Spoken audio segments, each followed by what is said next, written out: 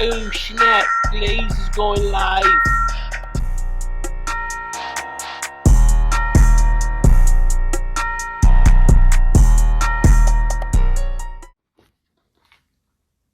Just got my copy of Beyond Lucky by Bryant Glaze Gibbs.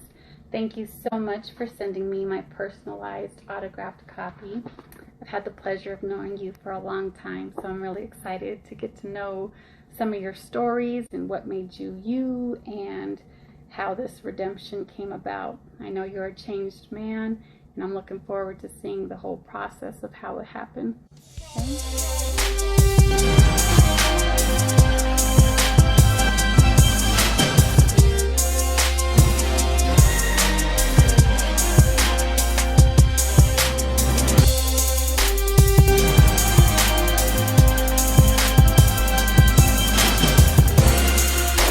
That's what I'm doing.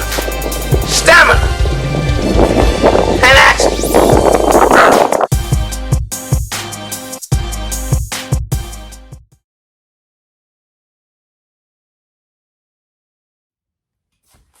Hey, good day, everybody. Thank you for joining me. Just in case you're joining me for the very first time, I'm your host, the one they call Bryant Glaze Gibbs. Like I say, this is my ministry. What I do is I talk about the good. I talk about the bad. I talk about the ugly.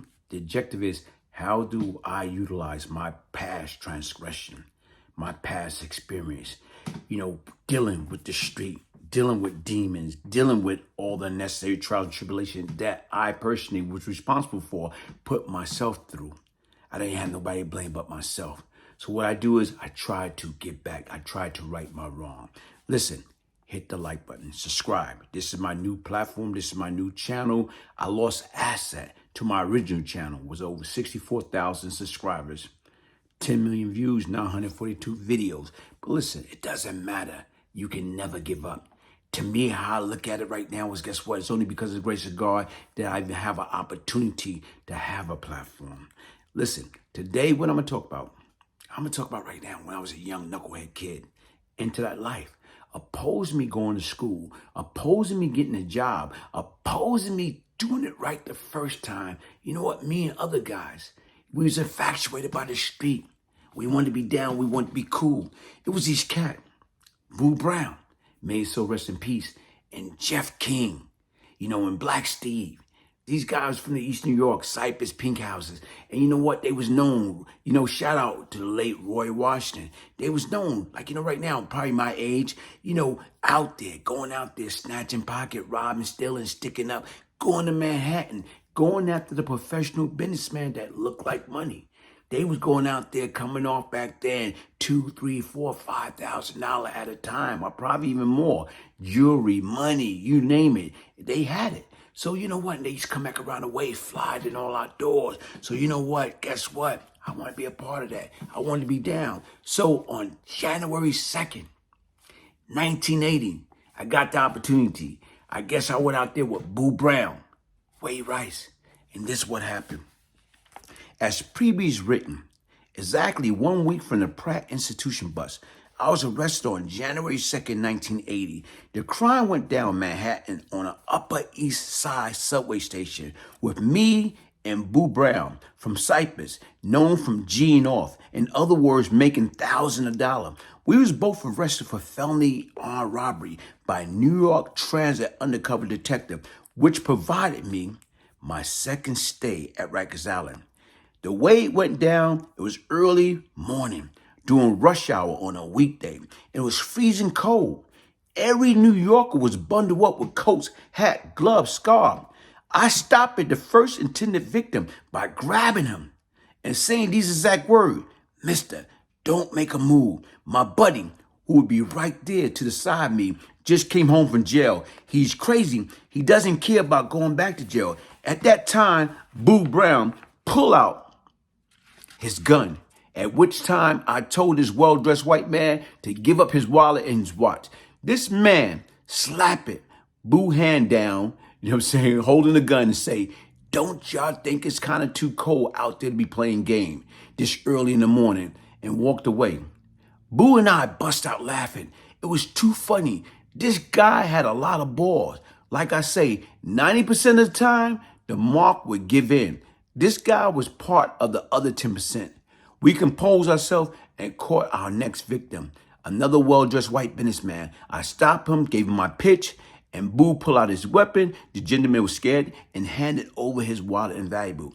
As we was exiting, we was chased and apprehended by New York Transit Authority. You know what, folks? Look at that. Here it is, we're young. You know what I'm saying? Kids. You know, back then, 16 years old? And look at the stuff that we're doing. Opposed to, like I said right now, we're supposed to be on our way to what? Class. School. You know? But no. We want to live off the land. We want to be cool. We want to be down. We thought we was all that. You know, like I said, I want to be part of this because we was doing our thing, but Boo, Jeff King, Black Steve, you know what I'm saying, Roy Washington, these guys was doing it on a whole totally different level. They was G'ing off. But yet and still right now was, guess what we was doing?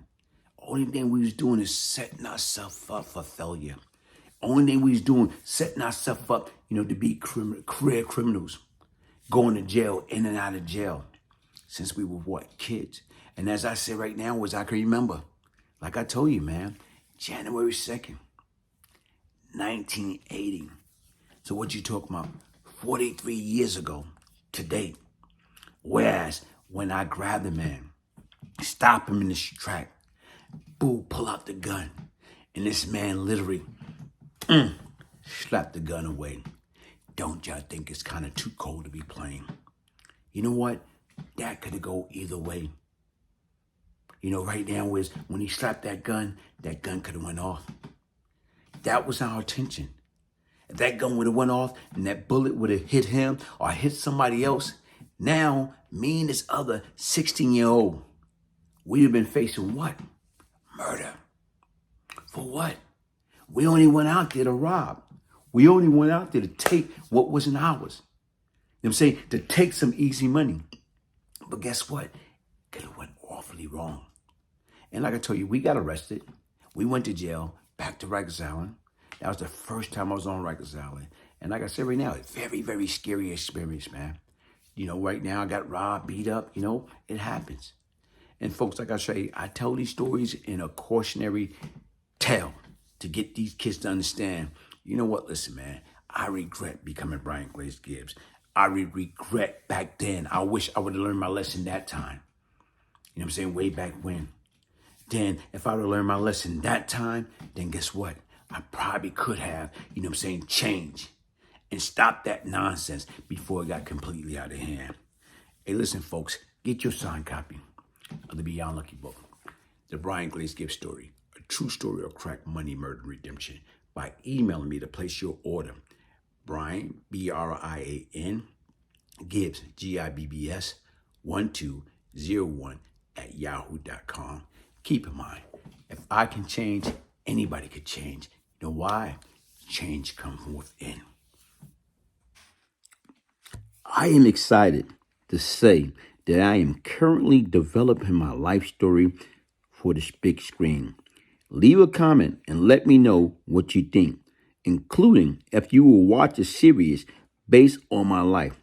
Which network will you like to see it on? Which actor you think could play a 1980 version of me, the one they call Bryant Glaze Gibbs? Hey, listen, folks. Hey, good things come to those that wait. And a lot of times right now when you got one door closed and you got so many others open. So like I say, never give up on your dreams. Never give up on your belief system. Right now is, if you can see it, you can believe it, you can achieve it. Take it from somebody that know. Bryant Glaze Gibbs, the BGG movement in full effect. Peace, love, and prosperity.